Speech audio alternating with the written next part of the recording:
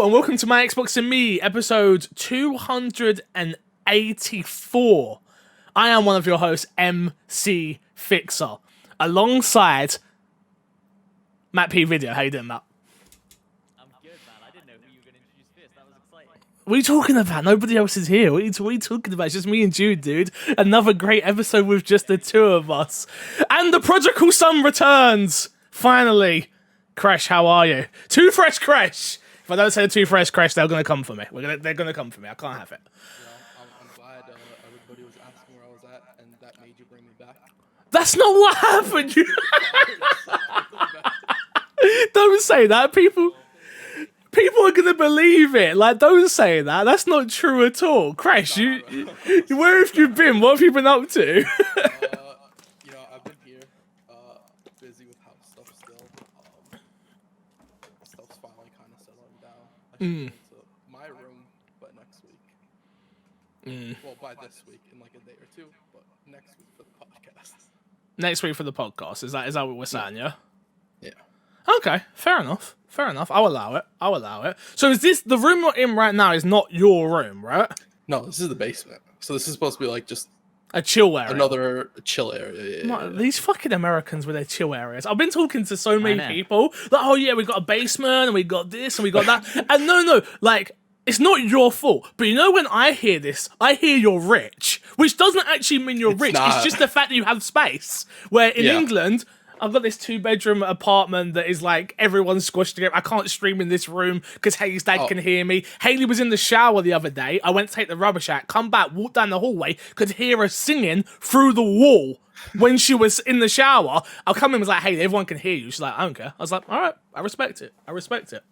But yeah, man, it's been a weird one. It's a weird one, KRESH. But shout out to you for being rich. You know? I understand why you left. Filthy rich. I'm actually gonna start sponsoring my Xbox to me. Oh, so I can't get fired at that point. Man, we're gonna be up to 4 Patreon producers. Hey, I can't wait. I'm looking forward to it. I'm looking forward to reading your name out every week on this show. Can't wait.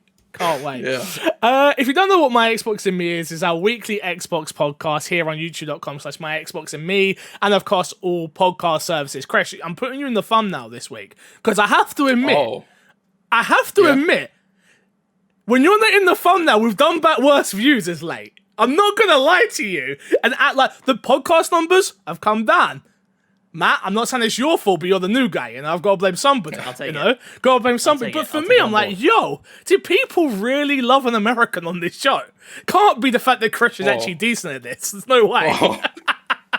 Well, thanks for the vote of confidence, Fix. Of course. I've got you. If you want the show early, head over to patreon.com/mcfixer. Find us on all podcast services. Our Patreon producers this week is Erengard, FNH Paul, and the one and only Al Tribesman. So thank you, lads, all for the support. Matt, how have you been? I was like KRESH was, but how have you been?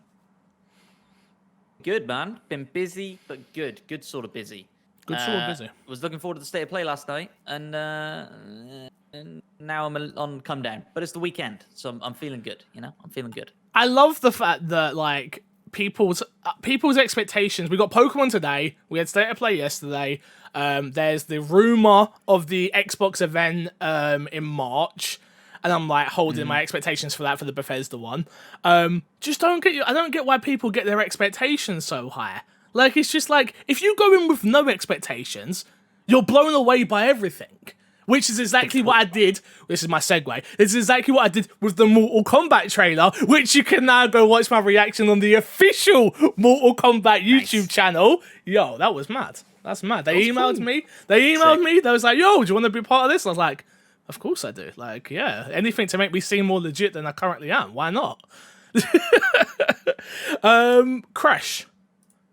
A little video game came out, and we're going to be talking about it in topic of the show this week. Outriders. Yeah. Before we actually get into first impressions, whatever we got to play of it, where were your hype levels for Outriders before it came out? So my hype level for it at first, when it first got launched, pretty high. It dropped down the more when I started seeing gameplay and stuff like that, and it's slowly been climbing up as I've started to realize what the game is supposed to be. Got ya. Hopefully it can deliver on all that. Will it? I don't really know yet. What about you, Matt? Where were your expectations as hype levels for this game? It didn't even enter my radar until yesterday.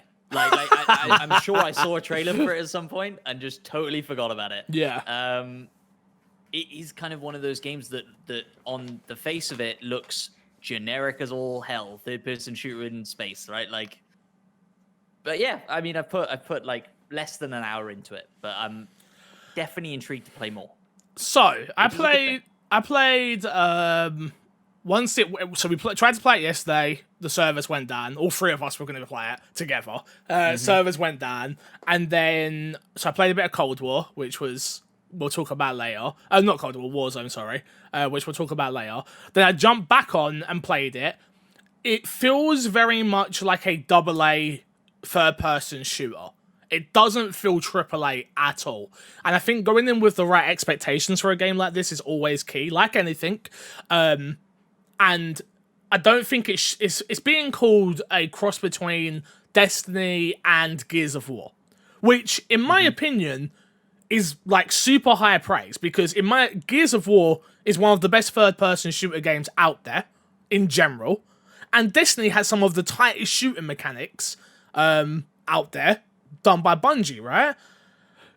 So I feel like I understand why people are saying that, because it's a third-person shooter. It feels kind of Mass Effect 1-ish for me in terms of where it's at shooting mechanic-wise. I played very, very, very small amount of Mass Effect 1, and the one thing I hated about the game was its shooting mechanics. I do think it's actually better than Mass Effect 1, but I don't think it's that much better than Mass Effect 1 in terms of what I played. It does everything right in terms of it has crossplay, it has cross progression. The fact they're willing to put a demo out there and let you jump in and play the classes, start the game off for free, I think it's an extremely smart thing to do. And I think if this game would have been able to have it was meant to launch today, right? Yesterday, sorry. If it would have been able to have launched right now, it would have done really well. I'm worried about what comes out or what my attention's like when April finally gets here, and I've already max leveled out a character to level 7. I know that's not the highest level, but once I've already had my fill of that game, am I going to want to go back? Mechanic-wise, it isn't tight. It doesn't feel tight. It doesn't feel amazing. I think I'm the one I've played the most of it out of all of us here, got to the hub world and done one mission beyond that. And I like what they're going for in terms of its story, though. And that's a big compliment when it comes to me, because I can't stand space. Space isn't my thing. Don't really care about it. Never have, never will do, really. Star Wars, anything that's sci-fi doesn't usually get me. But this is not a spoiler, I think it's kind of obvious where the story's going, but the whole idea of like, you've come to this new planet and you're going to build up this world, and then where it goes beyond that is actually really interesting, and it's super easy. I find a lot of space story usually loses me in its opening, because it becomes very convoluted, and like, if you don't understand the inner workings of space, then you're not actually going to understand this. This isn't that. This is very much, Earth is gone. You're on this new island, this new planet, sorry, and we're about to make this our new Earth. And then where the story builds from there is actually really interesting.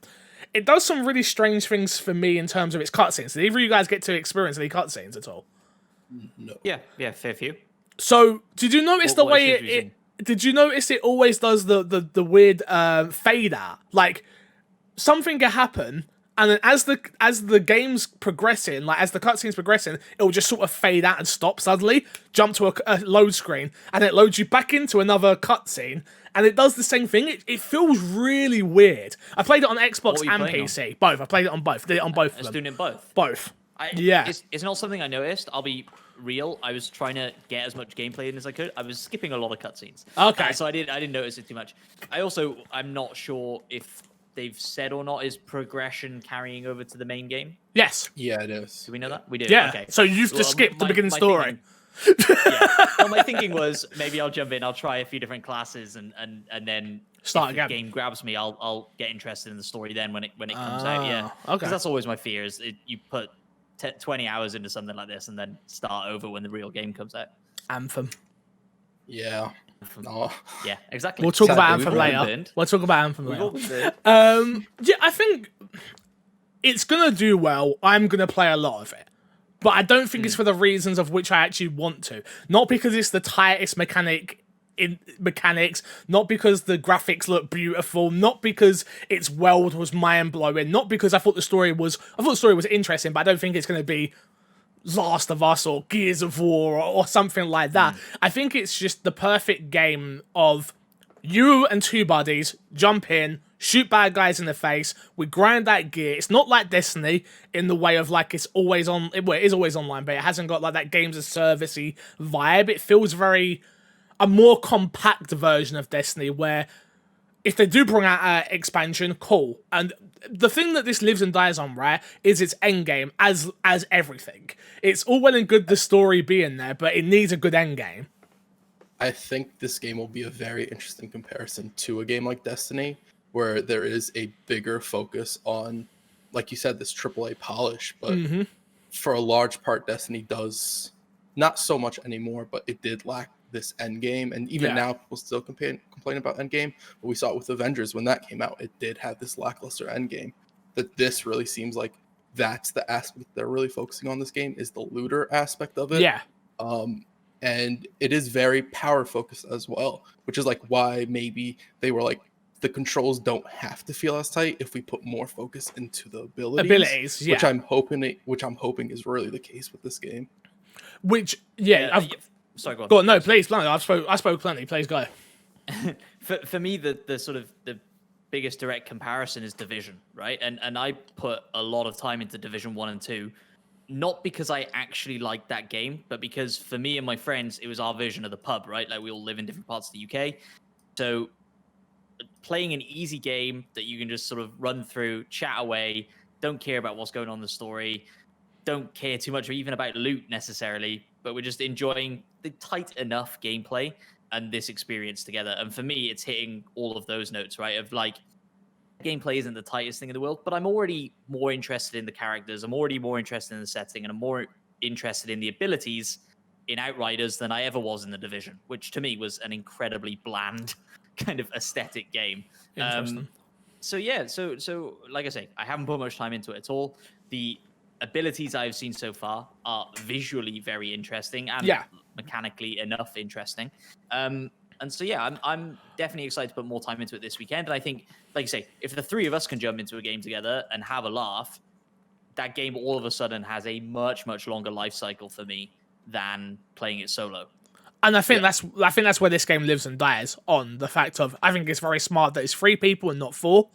I think that because you always feel like you've got a full party, you're progressing through the world. It does this really cool thing with the story where you can, if you are a higher level, I think you can progress the story without it affecting like your equipment and stuff like that.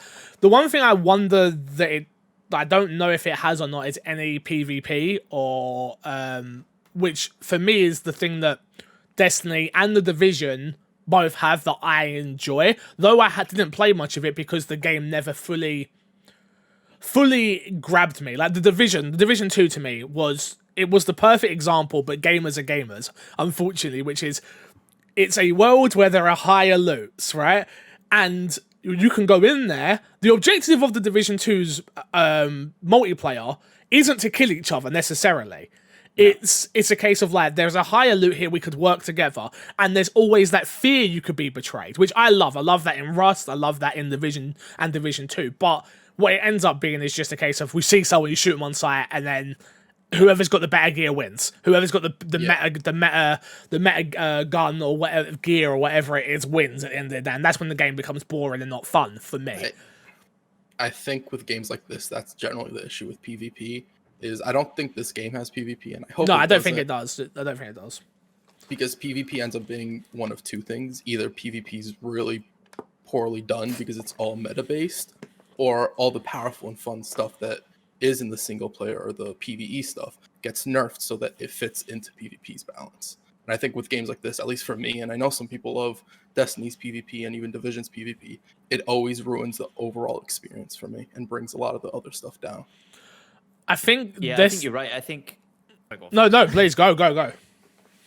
I think the best parts of Destiny's PvP are when it's mixed with the PvE. You know, like stuff like Gambit. Yep. Where the focus, like you say, Fix, isn't killing each other. The focus is winning the game by killing, PvE like you used to. But there is that element, there is that risk reward, there is that tension of the PvP element that I think really works. And so, yeah, and I hadn't thought about PvP in Outriders at all until you literally just said it then, Fix, and I got worried all of a sudden because I don't think the sort of moment-to-moment mechanics of that game would suit a PvP set very well. It's not as tight as Gears. Literally, I was just about to say it wouldn't work. A PvP with the mechanics in which I used wouldn't work. It's not tight enough to make me want to get good at the game. Number one, like this game is very much if I'm playing it solo, it's a podcast game, and if I'm not playing it solo, it's a not taking it serious. This jump in and grind 100%. Out a character. Like there is nothing more to this for me, which I don't think is necessarily a bad thing. I kind of like the fact if this can be successful, we have a game like that, which is. It's for people who do like looter shooters. It reminds me very much of like Borderlands, Borderlands is a looter shooter, right? That's what that game is, but in a different way. Looter shooters in terms of like different guns, and this just needs to have a reason for me to keep playing. Why am I trying to get to max level, max gear, max whatever the gun level, whatever it is? I just need a reason. I say it all the time, and it's got to become boring for the audience. I said it with Avengers, I said it with Anthem, I've said it with even Borderlands. I said it with because that's the one thing I didn't like about Borderlands. Borderlands endgame didn't change. It was fight legendary bosses and then enjoy the DLC when it comes out. There's not enough. I need more than that. I always feel like I need a Thanos. I always need something so overpowered, something so magical, majestic, interesting, someone so powerful, which this game I'm hoping has a character like that is so powerful that you need to put this amount of time into the game to get to that, and we just never seem to get it.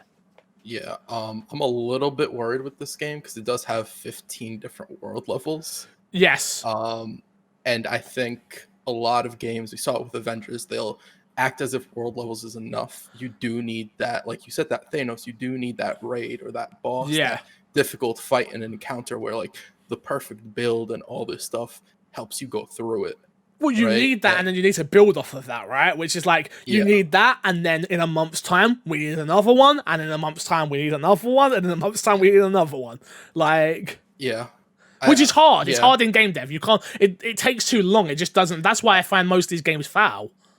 I don't think it necessarily needs to be a month's time. I think it is every, 3 months or whatever, you add a new big content. But in between that, you do have to throw in events to get people to want to come on. And, here's this special loot that maybe is only cosmetic, and that's the only reason you're getting on is to collect that whatever it is, and to get people into that game and keep playing. And granted, they'll still be grinding out and getting better gear while they're doing that. But this reason for people to constantly keep coming on and keep playing the game, which I feel like a lot of games end up losing. I think, again, it comes back to expectation, right? And I think games like this shoot themselves in the foot by not releasing in early access. Like, if Outriders released yesterday in early access and they said it was early access, people's expectations would be a lot lower for it, and then you can build on that over time. When you release a game and you send out review copies and this is the release date of the game, I don't know of a single live service game that has, on release day, had reviews that said the end game is great. Well, you can't, because the game's too big on that usually. Over the next year. Yeah. I think to give credit to Outriders, though, that's kind of what they've done, which is it's a demo. It's not a beta. It's a demo that you can progress through with your character and stuff like that. It's not out yet. This is their version of early access. Okay, they haven't put it in. I feel like people don't like picking up games in early access as much as they will give a free demo a chance, if I'm honest. A free demo where you can play on any system with any of your friends. This is the first one I've ever heard of where it actually may work. Like, I played with an Xbox player yesterday, but I'm looking forward to playing with people on PC or on PlayStation, and it just working. We've got to a point now where crossplay, that's something that Anthem needed. Anthem needed crossplay, and so did the Division stuff. All of these games need that, because as soon as you start losing that core group of people you play with, you need to be able to pick up others easier, which is what I feel like this game's going to have, which is, oh, you jumping on? No, I'm not really playing that anymore. Cool. You're going to go find somebody across the 3 platforms, right? of who want to still try and play this game and grind out gear, which I think is cool. I'm still super early on. Like I say, I've only got to like the hub world and a mission beyond that, so I don't know if the game opens up. I don't know anything else. I'm just an interesting story point's already happened, which I was like, oh, that's actually kind of cool. I kind of like where they're going with this, so I do want to actually see it out. So I'll definitely be playing it and picking it up April 1st. On a plus side for this game, I have heard a lot of people actually comparing the story to a Mass Effect type deal, which is really high praise when like the best thing for a lot of people for Mass Effect is actually the story and the world they build. Yeah, I think, again, I'm not someone who's played Mass Effect, but I was a little bit shocked by where the story goes pretty early on. I was like, oh, wow, I really wasn't expecting this. I was expecting a much different type of game than what I've got in those opening hour, really. I was like, oh, okay, this is actually interesting. The characters seem interesting, and there's a good base to build off of there story-wise. I wonder if they're able to tighten up the mechanics in terms of its shooting, and cover base feels awful. Getting into cover, getting out of cover, trying to get to another piece of cover, it just doesn't feel fantastic. It feels very much a burden to do, which I know we're going to need to do it, especially in the higher world tier, especially if you're saying there's 15. You're going to have to use it. But right now, I'm very much avoiding it to the best of my ability, just standing up and shooting a guy face to face with a shotgun. So, yeah. Yeah, I haven't run into any real challenge yet, right? No. Like you say, I haven't been using cover when I've been in firefights just because, and that's to be expected. We're in the opening hour of the game, and you don't want to kill your players 25 Instantly. times in the opening hour. Yeah, so like, Yeah. I totally get it, and I'm sure difficulty will ramp. What I kind of hope is that they find a way for difficulty to ramp that isn't just, oh, this guy takes half hour of shooting him in the face and I have to kill. Because that's the thing I hate in Division and Destiny as well. But what else can you do in those type of games? I don't know. Like, that's the people always make that complaint, which is like everything's a bullet sponge. Like, so give me another way that you can make something harder in a video game. It's a video game at the end of the day. Yeah, like, it needs to be a challenge. Like, what else can you do? You can't have everything be one-shot headshotting because the game isn't challenging at that point. Because then you're just throwing more things at people, dislike yeah. as well. I actually would think that's much worse than bullet sponges, personally. I think you can, these games aren't just shooters. Like Outriders has abilities, right? So let's give some enemies some abilities that aren't just guns. Do you know what I mean? Like there's slowing down time mechanics and all sorts of stuff going on in Outriders. Yeah. As I feel like Destiny's never really done that. Like, all right, some dude has a rocket launcher now instead of a machine gun, but we're still doing the same thing. I think that's where the raids come in as well, right? Where it's like, oh, this is like a puzzle-based thing that I need to figure out, and that's interesting. So, which those are always the best parts of Destiny as well, yeah, right? 100%. So hopefully somewhere down the line, content similar to that comes out in this game or some sort of way. Or I think they could even make it so that people really have to specialize their builds and really focus on what they're doing in terms of their builds to really clear the content efficiently. And that's how they could sort of add that in as well. I think that's where the special sauce comes in for this game. If I haven't got to it yet, but if the skill trees actually matter. Every game I play lately, Assassin's Creed. I'm playing a bunch of Assassin's Creed. I've even got Haley playing it. Haley is for those who don't know, Haley is my fiance. She's surpassed me in the story in Assassin's Creed now. And I'm like, wow. But the skill tree for me is very much, I'll just put things wherever I want. It doesn't really matter. Yeah. It doesn't really matter. Like, I really want games, and especially these type of games, I don't want it to fault me for it, but similar to Borderlands, I can reset at any point. Like, I can map out how I want to do things and how that actually really does affect the gameplay. I just haven't found a game yet that really does that for me. To be fair with this game, I've seen a few pictures of like the gear, and the gear, even like at low levels, seems to interact with your abilities the same way certain exotics do in Destiny. So that I think that actually is going really well for the game. If like you do have these higher tier armors and weapons that start doing more interesting stuff to allow you to build more around that. I don't know how the skill tree looks as well and how you'd interact with that as with armor as well. But it is good to know that even low-level armor does interact with your abilities and change how they function as well. Yeah, I think the abilities are cool. Like there's 5 classes you can. Is it 5 you can use in this beta? think it's I thought it four. was 4, but I think there's 4 and there is 6. Is that right? I think there's 2 that you can't try out, I believe. What class did you guys pick? I haven't gotten to the class yet, personally. Okay. Did either of you get to the class? Okay. yeah, I picked the trickster. The Yeah, that's who I picked. space-time. Yeah. Yeah, it sounded the coolest. So Yeah. I was like, yeah, try that. I like the ability.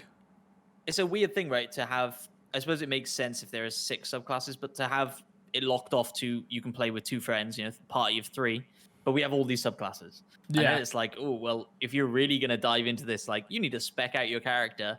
Are we going to get to a point where, oh, for this raid, you need at least one of these classes? And if you don't, you better go back and grind it to get there, So. I'd kind of like that though, if I'm honest. Yeah. I'd like the fact of like, I don't think it means like one of us. I feel like if the 3 of us play, right? I feel like we're gonna want 3 different classes to really to sort out our team. And I when think you just said you were a trickster. yeah, but I'm planned. But I also stream for a living, so I have more time than you as well to actually just play games. So for me, I'm like, cool. I'm gonna try and grind out all of the classes and get them all to max level, and then figure out which one I actually want once we get out of this open area, because that's all we've got for this. They said it's about 3-hour experience, the opening area, and you can replay the side missions and stuff like that, which that's cool. And you can get up to World Tier 5, if I'm not mistaken. So I'm looking forward to doing all that. So next week, I'm sure we can report back and let people know what we think. But yeah, overall, it wasn't bad. It wasn't good. I'm kind of in the middle, indifferent with the game so far. Yeah, I'm in totally the same boat. I am excited to play more, but I think that's purely just because I put so little time into it. And excited to jump in with you guys as well. For sure. Cool. So fair enough. We would move into Fixer Sack, but nobody's emailed in. Wow, wow, wow. I should have put out like a KRESH is back, ask him questions. But KRESH, I'm sorry, Next I don't week, like it ask that me much. questions. Okay, next week. You can email in my Xbox and next me. week, so no questions Okay. answered. You can email in my Xbox and me podcast at gmail.com, or you can hit us up at my Xbox and me on Twitter, or any of our personal Twitters, which is at MCFixer, at Matt P Video, and at Kreshnik Plays. Yeah! Not bad, not bad. Let's jump into what's been in our box. What you guys been playing this week, KRESH? I haven't heard you this week. Is more like this year. What you been playing? I've been playing 2 games for the most part. One of you probably could guess both of them, Smite and Apex. You're back on Smite. Oh, I'm back on Smite. I'm back on Smite actually, like in a pretty heavy way right now. That's why I've not seen you. That makes a lot of sense. I basically only playing it at night. Okay. I don't like go on my computer during the morning really at all. So too busy putting flooring down. No, my brother uses this room for work in the mornings. Work? It looks like Usually. a porno studio. What type of work's your brother into? Well, now that you mentioned a porno studio, I don't want to mention it on the podcast. So you've been playing Smite and Apex. Apex being is it new content, new season for Apex? Because I've jumped in as well, but I don't know what the hell's going on. I'm just sort of playing. It's not a new season, right? Oh, actually, Right. yeah, it is a new season. New season just started, I think. I thought so. Yeah, I thought so. How you liking I don't it? know. I don't play Apex that often to really know. I just sort of have friends that want to play. And I'm like, cool, I'll jump on when I have a full squad. That's it. It's fun. I'm liking it right now, to be honest. I'm enjoying it more than I have in a while. I think it's fun. I think the changes to some of the older maps are really good. Yeah. Yeah, I really enjoy it right now. I jumped in for the first time with Fran the other day. Some of you will know Fran, me over our live streams. Been playing with him, and I'm not the best at that game, but I clearly am not the worst either. Now that I'm playing more and more, like I always play ranked because I like the fact that I don't feel like you decrease rank too often, like as much as like a Rainbow Six or something.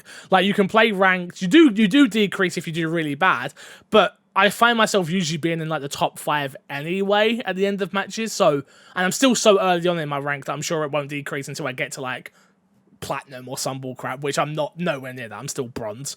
But yeah, I'm learning the guns that I like to use. It feels a lot less sweaty than Call of Duty in every way, shape, and form. Where the one thing I don't like about the game, and I've always hated about the game, is I never feel like I can win a 3v1 or a 3v2. Oh, sorry, a 2v1. Like, for some reason in that game, I just can't maneuver and take out multiple people at once, where in Call of Duty I can. I don't know if that's because of the shield system or stuff like that. I know the Evo shields are like the new thing. Like, everyone's got an Evo shield, so they're always taking hits, but you can upgrade it. And yeah, it's interesting. Yeah, I think it's mostly like you have long time to kills, and you also have to react really quickly. Yeah. And your aim also has to be in point because of that, and you have to learn how to like dodge as you're shooting. So that's what I can't do. all that stuff. I can't dodge. Yeah. I really can't dodge. Me and Matt, we've been playing some Warzone. Season 2 just started. Indeed. We played yesterday. I dropped a 10-bomb game. My teammates left me to die. Just left me. Did you win? Of course not. I'm playing with Matt. Okay, so then why are you telling me you got a 10-bomb fix? Because this is what Matt does, KRESH. It decides, this guy, oh yeah, I got 10 kills. It's like, but we lost. It's like, yeah, but I got 10 kills. I got 10 kills. You know? How many kills did you get yesterday? Huh? The leadership yesterday of diving to the hottest area on the map, because that's the newest map, every single jump just it doesn't suit my playstyle, you know. I mean, that's all I'm gonna say. Fix. No, it is Georgie Pool, but no, the new map bit is a shipwreck. They've got zombies on the ship, so we everyone keeps jumping there. It's marked off the map. The new content's all zombie focused, which I'm about. We're gonna play some zombies this weekend. KRESH, if you want to play, it's free to play. Oh, it's free this week. COD's free to play zombies. I'll be there. No, that's not why. No, you think I'm stupid, bro? You've been gone for a month. I know your wording. I'll be there is not the same as I'll be there is not the same as I'll play. What do you mean? I will play at least a little bit. Oh, you suck! I hate your guts. You gotta get it installing, mate. I think it's like a 60 gig install. I don't even know if it'd fit on my Xbox, bro. Yeah. Whose fault is that?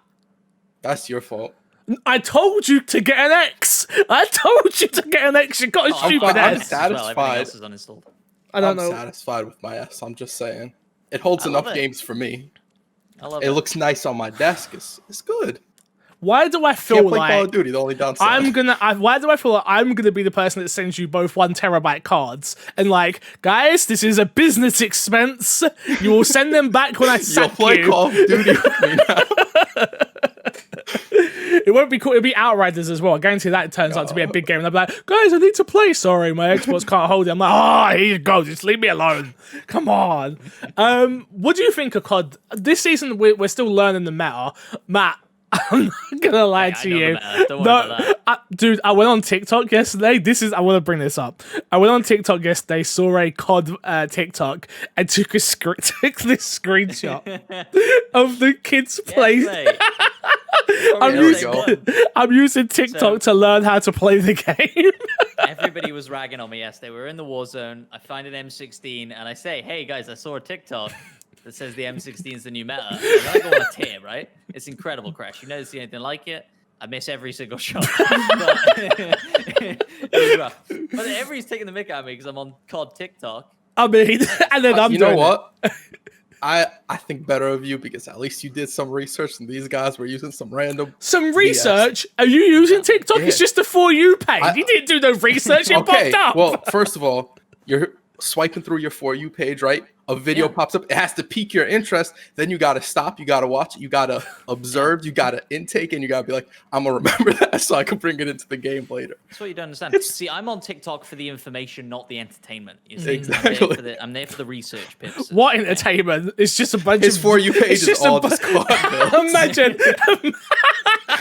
It's not far off, guys. Imagine.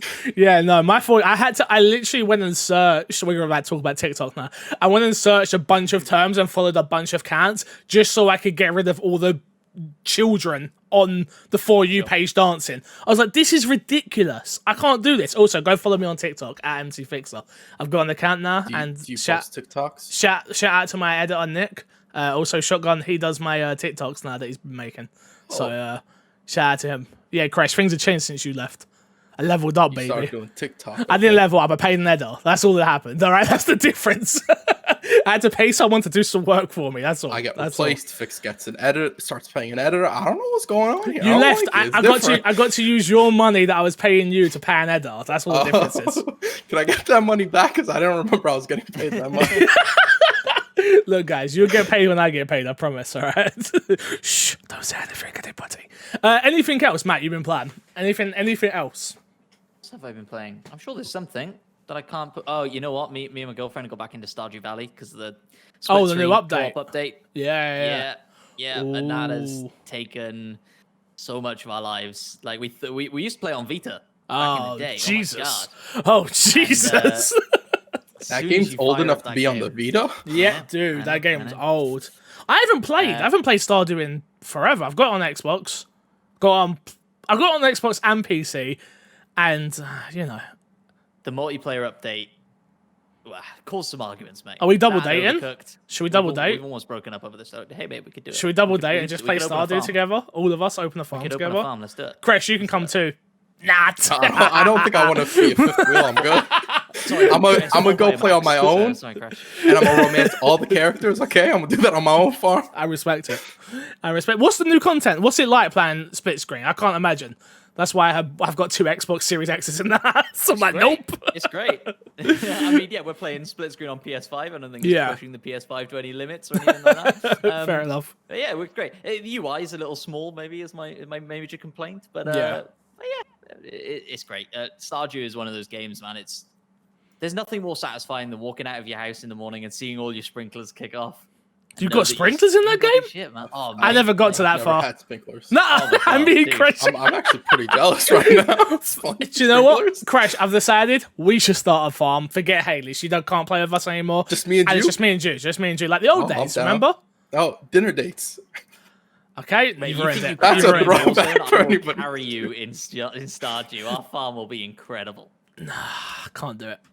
Let's jump into this week's dashboard, shall we? First piece of news: Dragon Age 4 will reportedly be a single-player RPG with no multiplayer.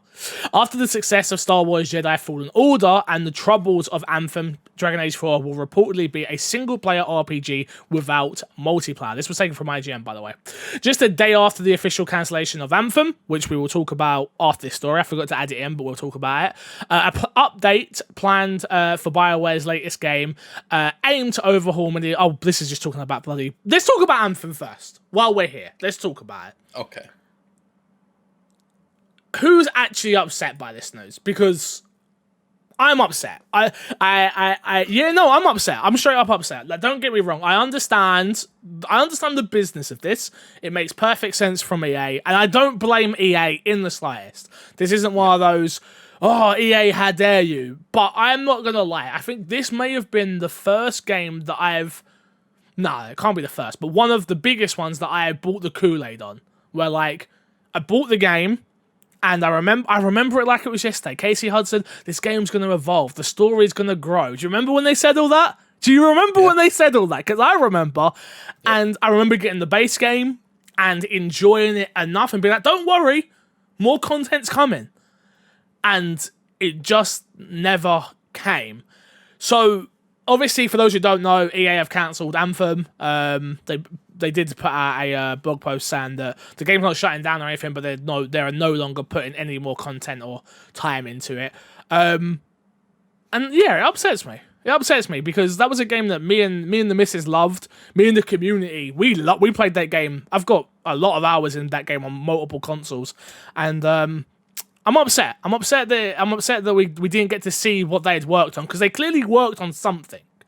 For the fact that that's not being implemented in the game upsets me. Yeah, I would kind of hope that they just sort of like put whatever they had just out.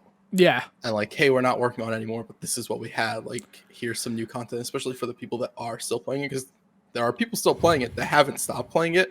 God bless their souls, because I don't know how they did it. Yeah. But that's yeah, pretty strange to me is they've been working on this for a while, right? Anthem Next, we've been hearing about it for a while, and so for them to just come out and say all of that work is going in the bin, like, that's crazy to me. Like you say, just release it. What harm could it do? Even it could break the game. It could break the game, and if it breaks the game, they then have to work on the game more. Is the point? It's if they put that's the game dev. From what I know from the friends I have in the industry who make games, it's not as easy as just putting things into a game and you've got to put it in. It needs to be balanced. It needs to be tested. It needs to work. It needs to. So as much as we sit here as fans, like we just want to see what you were working on. It may fundamentally break the game, meaning they then have to put more resources in fixing the game, which they just can't do. Yeah. And then there's also the fact of if people like it, and then people start saying, hey, we want them to continue working on this. And then EA's put in a weird position where they're like, this isn't going to get enough traction for us, for it to be worth it for us. So we either don't put it and look like the bad guys, or put it and waste our time and eventually have to cancel it again in a little while. Everyone already thinks we're the bad guys. Let's just allow it. It's fine. It's fine. Yeah. Like that would be my opinion on it. I cannot wait until whoever, Jason Schreier or NoClip or whoever it is that gets the rundown on Anthem, the documentary or the articles or whatever it is. I cannot wait, because I would have loved to have been a fly on the wall when that game was announced. This was meant to be BioWare's big new thing, and it just doesn't pan out the way they wanted it to. And and the weird thing is, it's not because of the game mechanics. I don't speak to anybody I know that goes, Anthem doesn't play well. Nobody. It's because of the content that was there. And that's... I wonder if the game was rushed in terms of, like, we need to get this game, get a game out, and we'll build on it later. There were a lot of stories that were coming out of EA sort of, like, wanting BioWare to do different stuff with the games. Like, oh, it has to have flying. Like, flying wasn't originally supposed to be there. It has to be a games with service. It has to be all this stuff. And that does sort of dilute what's going to be there. And at some point, you have to put something out. So you start rushing on content and stuff doesn't feel as thought out or fleshed out as it should be on release. Can you name me a character from Anthem? Any of you? The main character who you get to name. I don't even think you do get to name them, do you? Aren't you just freelance? No, you don't. I just wanted to say that. Pix wasn't going to correct you. I wasn't going to correct you. No way. Pix wasn't going to correct I wasn't going to correct you. I knew I was wrong as soon as I said it. Exactly no, I can't. Outriders as well. I cannot name a single character. I will say, though, Outrider, we're past talking about it, but I just want to give it a huge shout out because you have a main character that speaks, and I don't like some of the protagonists. Yeah. So shout out to Outriders. Also, not shout out to Outriders because their skin tones are absolutely trash. But that's fine. The character customization in general is just terrible. In that game. I didn't even look at it. I just randomized. The interesting thing about the interesting thing about Anthem to me, like, maybe I'm being super skeptical and super conspiracy theory with this, right? But the fact that Next has been cancelled, I feel like is getting more headlines than Next launching would have. I think is there a world in which they say, "Hey, fans, we heard you. You want Next? No, we're gonna do it for you now." No, and that this was all just a marketing. No, I think Anthem Next would have got the same amount of headlines because it's a AAA studio with a well-known studio behind it that are beloved by a lot of people. I feel like it would have got the traction it deserved. I think a lot of people would have jumped back in, a lot, but not enough to make money. The quality just wasn't there. Maybe the quality weren't there. I think it comes down to monetization. I feel like everyone who was going to buy Anthem has bought Anthem, and if not, they're going to play it in EA Play, or I don't even know if it's in EA Play, but they're going to buy it in EA Play. I don't think it was going to make enough money microtransaction wise, which then comes down to the fact of what do we do with this? Like, we already lost money on it the first time round. I know we're keeping those people on salary. Let's just move them into a project that we know is going to make money, which is what we're going to be talking about in a second. Dragon Age, at the end of the day. Yeah, I think the amount of time they would have needed to put into the game to actually see a profit, because first you have to get to the point where you launch Next, and then you have to get to the point where the player base is big enough that your microtransactions are making money. Yep. And at that point, you're still putting that money back into the game to start making new content for it and keep it growing. It's like, at what point do they see any sort of profit, as opposed to like, hey, let's put everybody on Dragon Age and make sure that game's as good as possible and sort of restore BioWare's reputation through that. Bringing us back to Dragon Age, according to Bloomberg report, EA gave BioWare the team behind Dragon Age the go-ahead to remove all planned multiplayer and games of service components from the RPG in recent months.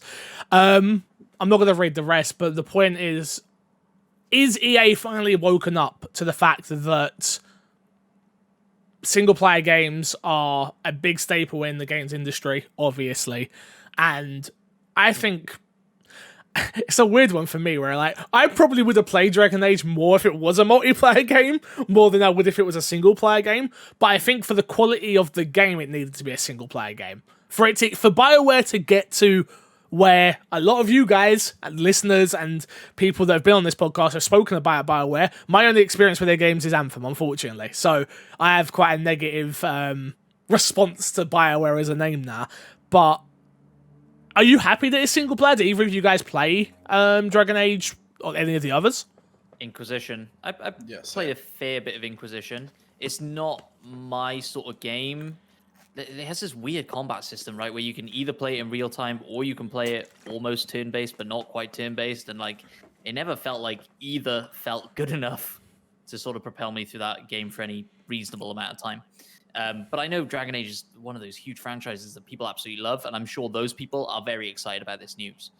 The thing that concerns me about it is I thought Dragon Age 4 was coming relatively soon, and maybe I'm wrong, but yeah, you're if wrong. they're making this hard of a pivot, it's definitely not. No, but when soon, they've never put a release date on it, and everything they've shown, there's not been no gameplay. We've seen CG. Yeah. The first time we saw the game, it was that trailer where it was sort of like them sort of cycling through a CG world. The second trailer was the newest one they just put out. Nothing to me indicates the fact that game was coming soon. I think it was more a case of EA getting out in front of it and saying, we are working on this. Cool. It'd be done when it's done, but we are working on this. Yeah, and then them saying it's single player and we're giving like BioWare the go ahead to be single player also gets them good press with that as well. Sure. Well, Anthem's killed, but this is single player. Here's your 1-for-1. I will say, I wonder how much the multiplayer bleeded into the campaign because Inquisition had a multiplayer mode as well. I think it had loot boxes as well. Yeah, the multiplayer mode was actually pretty fun with it because it was sort of like dungeon based. Like you'd get with a group of people, you'd go through a dungeon and you'd get loot and stuff like that, and it was interesting. Yes, I remember this. Yeah. So, to me, it doesn't indicate that there won't be multiplayer. It just indicates that it's not being. You know the way like when we play certain games, it's so obvious that it's been. Resident Evil 5 was very obviously we need two main characters and this needs to be co-op. Like that's such an obvious. You see it, you're like, oh, okay, this makes sense. Yeah. Everything around that game is built for co-op, not for a single player experience. Yeah. Where I don't think this necessarily means there won't be any multiplayer, which maybe there won't, but it means it's not forced upon BioWare to like make decisions in making their game co-op, like or multiplayer in whatever way they were going to do it. So. Overall, I think this is a good thing. I feel like that's a good thing.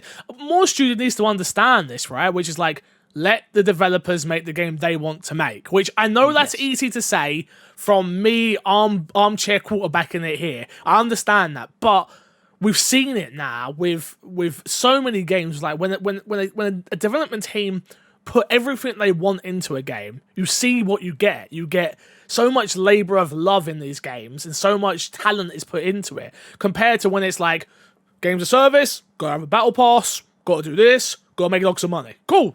Enjoy making this game. It's like it just doesn't work that way.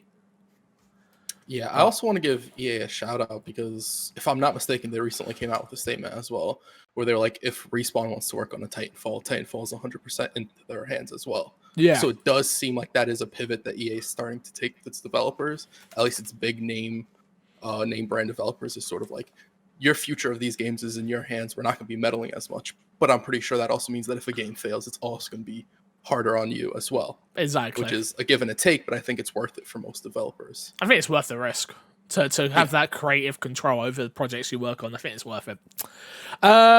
Speaking of Mass Effect, as we were earlier, Mass Effect Project Teased by Henry Cavil. I've literally only put this in here for Matt, because Matt clearly doesn't stay up to date with movie video game stuff. So this is for you, sir. All right? This is for you. You made it. Whoa.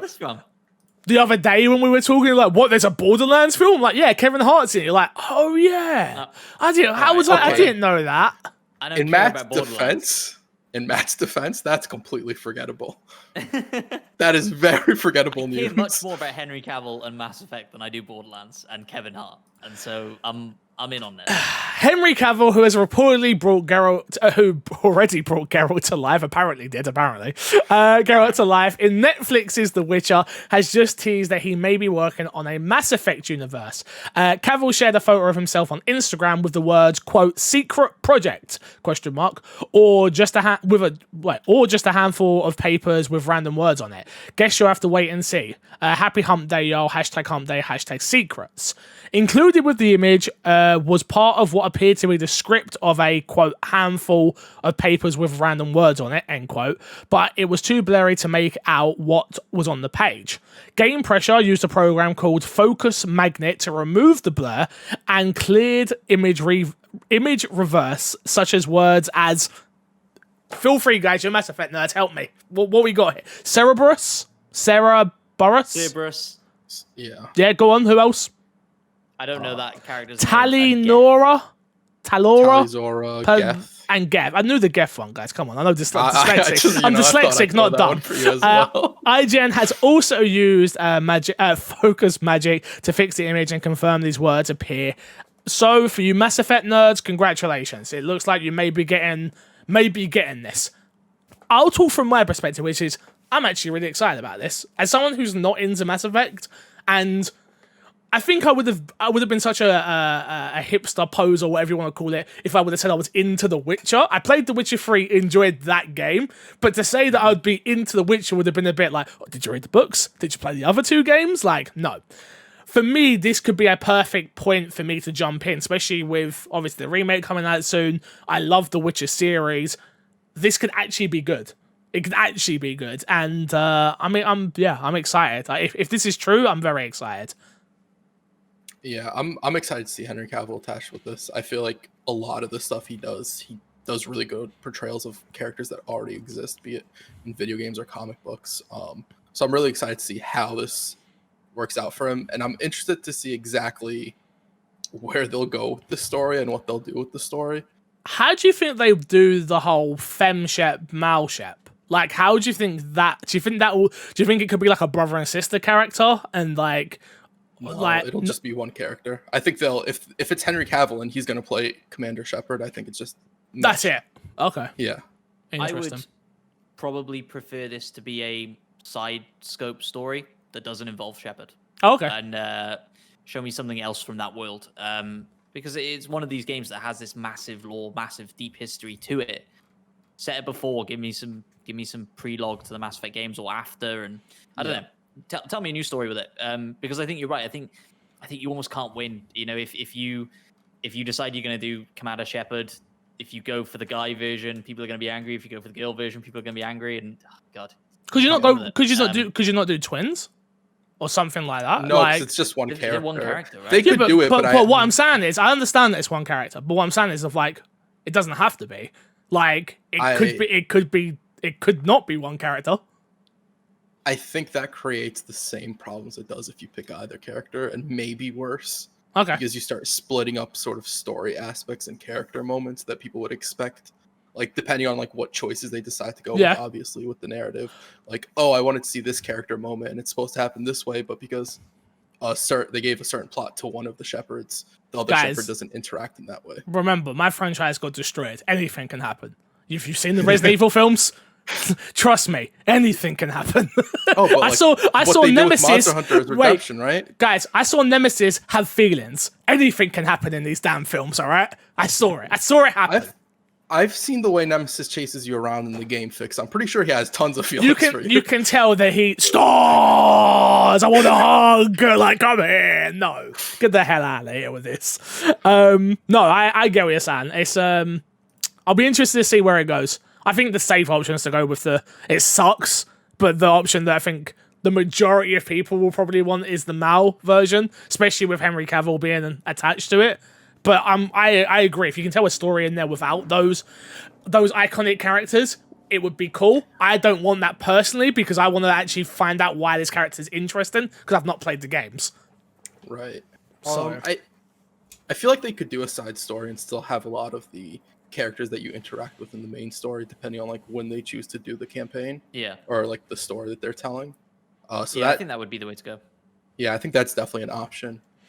For sure. The issue is it's if you're going to leverage the Mass Effect property, you probably want to leverage it to the max by putting Shepard on the cover. Do you know what I mean? And having Henry Cavill cast as Shepard. That's the headline that they're going to want to get out. You say that Resident Evil's doing a story about Albert Wesker's 2 daughters. I'm just saying. We are so excited for it. Yeah, I'm excited. I actually write in my journal every day, every morning I wake up about it. I'm sensing some sort of form of sarcasm, and weird. I'm not appreciating it. Not appreciating it. No sarcasm. It's fine. KRESH has been don't around know how me. to do sarcasm. That's over true. Here. I couldn't if I wanted to. That's true. So. Americans are not great at sarcasm. That's 100%. Banter is not in your guys' vocabulary for some reason. I'm telling you, yeah, absolutely. Couldn't do sarcasm for the life of me. Speaking of sarcasm, CyberPunk was a great game. I joke. CyberPunk 2077 major 1.2 patch delayed after cyber attack. Again, for those who don't know, CyberPunk got hacked. Some child left them a note. And so now they've had to delay the 1.2 patch, which I think is kind of ironic. You hack the company because the game don't work properly, right? Like, you've had the company because the game don't work properly, you lied, blah, blah, blah, blah. Cool. We understand. We've been through that. We understand that. Now they can't fix the game because you were a dum-dum. I don't think they hacked because the game didn't work properly. I thought that was the whole point. It was like an actual hacker group. No, that's what the letter that they said. But I'm pretty sure there was some sort of statement that came out afterwards that it's like a hacker group that constantly like hacks people. They sold it for a lot of money. That's why... 6 mil, wasn't it? Hacked. 6 million rupees. Like that. I don't know. I'm making up the rupees part.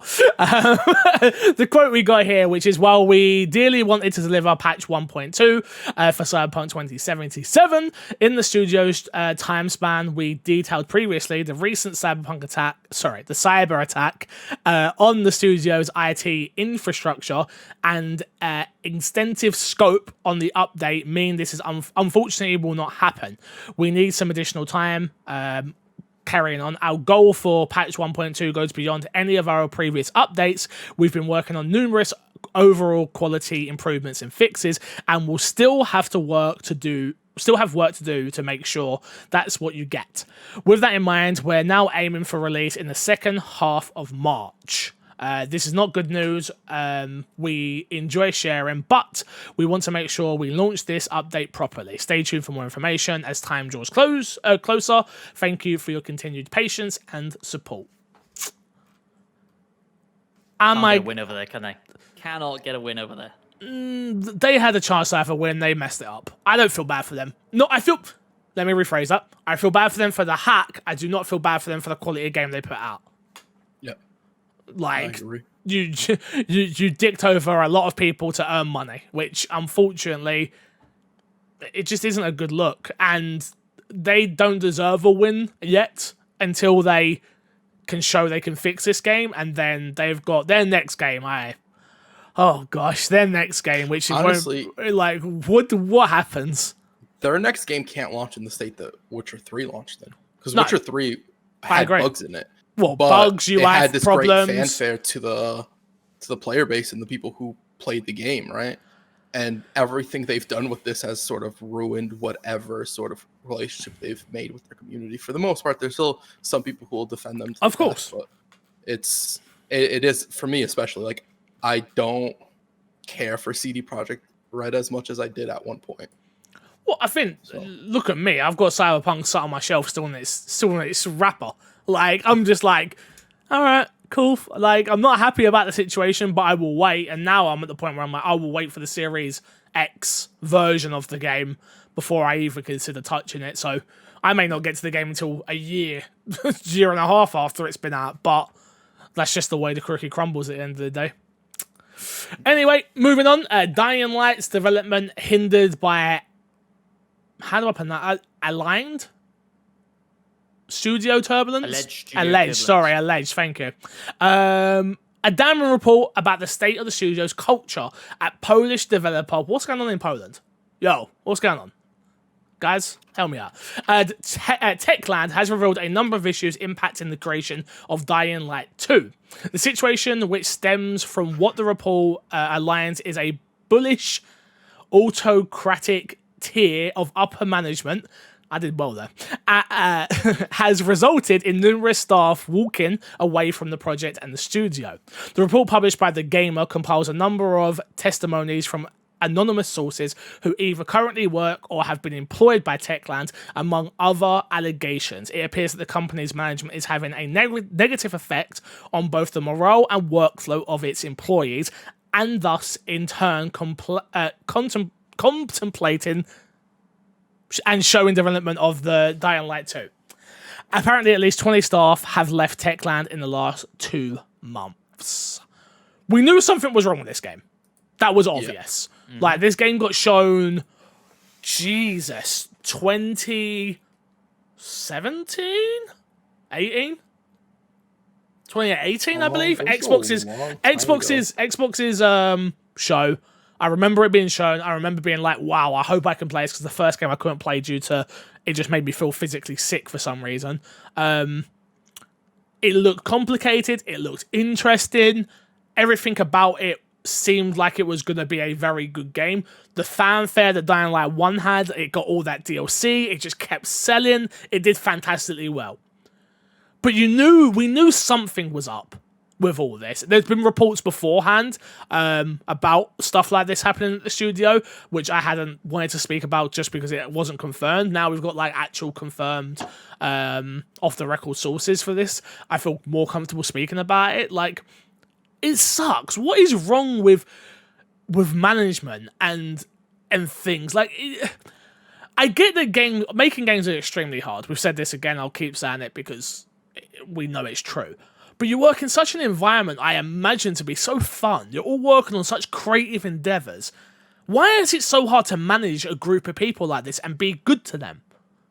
Why? Because you can nickel and dime your own employees. You think that's what it is? I think that's what it is. For the most part, it's probably them trying to get by with like giving back as little to the employees as they can. Fair enough. I think that's I would encourage a majority. People to go. Sorry, I was going to say I would encourage people to go read the full article, because they do interview the CEO that all these allegations are against as well, and sort of go back and forth on a lot of it. And yeah, like there are loads of allegations, right? There's clearly some stuff going on here that's not right, and a lot of it comes back to this autocratic nature of the company, right? That this guy who's in charge wants to be involved in every single little tiny detail of every single little tiny thing. Micromanagement. And is micromanaging. Yeah, exactly. And with a big team working on a big game like that causes issues and makes things difficult. Especially when, like sometimes, I'm not saying this is necessarily the case here, but sometimes people at the top like that don't have the technical knowledge to know if somebody's telling them that we physically can't do this thing, we technically cannot do this thing mechanically. Yeah, it just can't be done. And so yeah, there are always difficult situations when it comes to stuff like this. Obviously, with the amount of staff turnover they have at this company in particular, there's stuff going on, and it sucks to see. But yeah, this game is in trouble, and I feel like we haven't seen anything positive from it in a very long time. Yeah, I also checked. It was shown E3 2018, so it's been a while that we've seen it as well. So yeah. I think the thing is that always frustrates me about the industry, it very much has the same vibe as a lot of industries in entertainment, which is next batter up. It's you don't want to do exactly what I want, when I want it, how I want it. No problem. There are 20 people behind you that will do it, probably for less money as well, just so they can get their foot in the door. And I think that's why we see such a huge turnaround in all studios across the board. You see a lot of, even in community management and stuff like that, which has been a little bit of a discussion on my Twitter as lately. It's like community managers being asked to be a video editor, community managers being asked to do so many different jobs that like is not a community manager's job, because the industry for some reason doesn't quite understand that, which is like, if you're a community manager, your job is to run the community, keep the community up to date, make sure forums and all of that stuff is dealt with. Your job is not then to edit the dev diary or the thing for this meeting or whatever. That's like, that's a separate job for somebody else to do. And the industry for far too long now has been getting it wrong. And I really do hope as we progress and as this industry gets older, we always forget the video game industry is still so young. It makes so much money, but it's so young still that I hope we do get to a point where everyone is rewarded and people are not asked to do ridiculous amounts of work weeks and not get paid for overtime and unions and all of it. It's just a bit ridiculous at this point. But yeah, I think we're slowly also starting to see it more, like employees willing to speak up against employers, be it anonymous or whatever. More stories like this are coming out, which I think is a good thing, and hopefully it continues happening. And people are willing to leave employers, but also that there will be places for them to go afterwards. Yeah. And I think that's the difficult part, and that's the big worry for a lot of people, is because it is a very competitive field, and a lot of people do want to get into it for what they see as the limelight of it, of like, I get to make my own game, I get to sort of be the voice of reason, when it's like, no, you're just a tool for whoever decides to like what they want to be done for the most part. No, 100%. Last story this week, Ripley and the alien Xenomorph join Fortnite.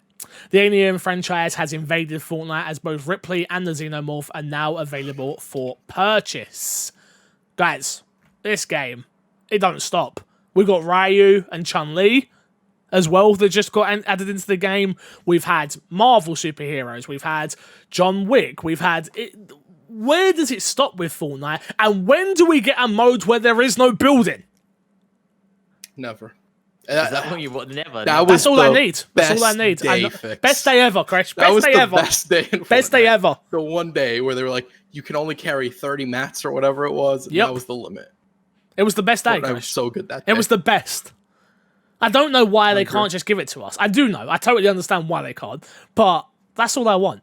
That's all I want. I would jump back in if they were to add that.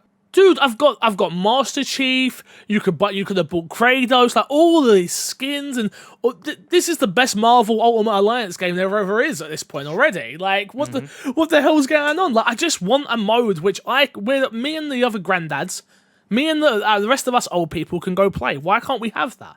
Because they don't want to split their player base. I understand. You just gotta learn how to crank 90s fix. It's easy. No, I'd rather play Apex or COD. I can crank a 90. That's just the box, right? Yeah, but you can't actually crank a 90 fix. What do you mean? I think you can crank a 90. You can't. Have you seen me on the sticks? You know what? You're right. I haven't watched your stream in a while. Have you seen me on the sticks? I'm next level, bro. I'm next level. 90s now. I mean, don't want to let you know that I've been Ninja, practicing. watch out. I don't think he plays it anymore, but watch out. Ninja, watch out. I'm stream sniping you, bro. I'm coming. You can shout at me like you do everybody else. I'm joking. Next up. Go. No, please. Fascinating. Oh, sorry. No, please. Like, Fortnite has transcended video games, right? Like, it is like Lego now. And it's just every license is just like, yeah, fuck it, put that in Fortnite. Because, yeah, like you say, you can play Kratos in the same squad as a Master Chief.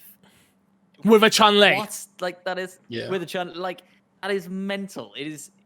Yeah, absolutely insane. And hats off to him. But, it was when I saw It's when I saw Chun-Li with a gun. And I'm like, what? Do you think we ever get Mario? No. Do you think it ever goes that far? We get Mario in there? No. Nintendo's way too safe with their properties. Like, no way. You could see like a Fortnite character end up in Mario. Yes. Like, I don't think default skin could definitely end up in Mario or Smash or something like that. Smash or Animal Crossing or something like that. But no, Nintendo are getting way better at letting IPs come into theirs, but not letting their IPs go into others. No way. Mario with a gun shooting people? No, that's a terrible look. I think that's a terrible look for Nintendo. Nintendo are the kids' machine, and I understand that Fortnite is a kids' game, but it's not really. It's for 12 and up. But everyone plays it. It's no way. No way. I think ultimately I agree with you. I just think, man, if 3-4 years ago we were saying, oh yeah, you'd be able to play this shooter game where you play as Kratos and Master Chief in the same, do you know what I mean? It would have seemed mental. So who knows where we'll be in a couple of years? Who would you want next from the Xbox library of games in Fortnite? Somebody from Gears of War, probably. Marcus Phoenix. Young Marcus Phoenix, not older Marcus Phoenix. Or Dom. Kate Diaz, Dom. I don't know. There's like there's a bunch of Coltrane, characters baby! Woo! Coltrane would probably be like a big one for if they were to do it, to be honest. Yeah. Who else? Like, Yeah, that's a Or- good shout. I can't think of anybody. Could we get Ori? Ori in there? Could we get Ori Ori is with a a gun? backpack. Or And then the that owl would has the parachute. Epic, we're doing your job for you. Head of Microsoft. Sign us up. I'm Sign only us going. up. I'm only going to take a 10% cut from Cresh's idea. Yeah. All right, it's no problem. It's no problem. I'm taking No. the 100% of the 10% fixed take, so don't worry about it. damn, that took a twist. New games with gold. You've got Warface Breakout available from March 1st to March 31st.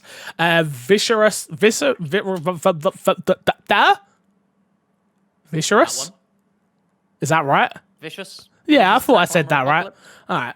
March 16th to April 15th. Metal Slug 3, March 1st to March 15th. And Port Royal 3, March 16th to March 31st. Last chance to get these games with gold. Gears 5, April 1st to April 28th. I would say probably one of the best Xbox One games out.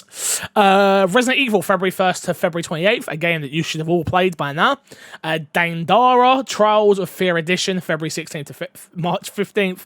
And Indiana Jones you can no longer get. So wham, wham, wham to you guys. Feel bad for you, but not really. But you can get Lost Planet. So Guys, Lost are Planet we- 2. Are we jumping into Vicious Attack Armor Apocalypse? No. 4-player co-op. No. I don't know what that game is. The I'm gonna be only, honest. like I Well, said, me the neither, only but- the only way we do it is if we start doing like this is the idea that I was having the other day, which is like we pick what we should do is we pick one of the games with gold games each month and we shoot a let's play in that, or we do a live stream in that, and we do the same thing for Game Pass. Every time they add like a new bulk of games, we pick one and we all play it for the channel. That's the only way I'm doing it. Otherwise, hell no. So if we do it for the channel, you'll play Vicious Attack Llama Apocalypse Fix. I can't find a trailer, but the write-up seems great. Go on, last what's the line of write-up? The write-up is rave reviews, how do you sleep at night, ? My grandmother. Damn. That's You know the what? I'm last line sold. of their write-up. I'm I'm in. sold. I'm in. I'm done. I'm done. Let's plug, and get ourselves out of it. Before we all do plug, again, the show is kind of changing, evolving. It always is. It's been going for a long, long time. If you have any ideas that you'd like to see on the show, I saw people saying they wanted a 3-person podcast. That was always happening. It was just getting KRESH on here. Though it was never just a 2-man. We're all good there. But any ideas, anything you'd like to see on the channel, let's plays or reaction content or opinion pieces, whatever it is, let us know in the comments or email us at myxboxandmepodcast@gmail.com. We are still looking for writers for the website, so feel free to hit me up if you want to write. But KRESH, what you got to plug this week, dude? Absolutely nothing. My presence is back. That's all I got to plug. Damn, that's a strong plug, my dude. That's a strong plug. My presence is back. Sweet, done. Well, now that you say it like that, I got that's- nothing to plug. Okay, Fix. I take back my presence. It's no longer here. KRESH is gone again. Matt, what about you? What you got to plug? Not a lot. Follow me on Twitter, everywhere else, at MattPVideo, and I'll see you on Call of Duty Warzone TikTok. Oh man, if I didn't have to plug, I would have edited it there. I should have edited it there. builds. That real talk. Go follow me on TikTok at MCFixer. I was thinking about it where I'm like, why don't I just copy everybody else's build and make that TikTok? And maybe I can become the 100% guy. you should. I can become the guy that Matt sees on TikTok And then people are gonna uses come into mine. your stream and they're gonna be like, "What do you think about this building?" And be like, yeah, that Yeah, sounds man, good. I Let's do love it." that build, man. That build's my favorite build, you know, like the fire rate. I just go onto other people's YouTube content and I steal it for my TikTok content. Yeah. Nobody would know. They, TikTok, they YouTube, generally not the same wouldn't. thing. They generally wouldn't though. To be honest with you, I've got such a I don't know. I was going to use a big word, but come on, I don't know big words. You can find me over at MCFixer. I'm happy to be back. I'm happy to be back in the flow. Thank you all very much for the stream yesterday. Go watch my Warner Brothers. I'm in the Warner Brothers reaction trailer. I'm also working on another new project for next week. So I don't know when we're going to record, which I'll tell you guys about after this. But yeah, so we'll figure that out. But yeah, until next time, I will love you, leave you, and see you all later. Keep being amazing and good boys. Bye. Bye.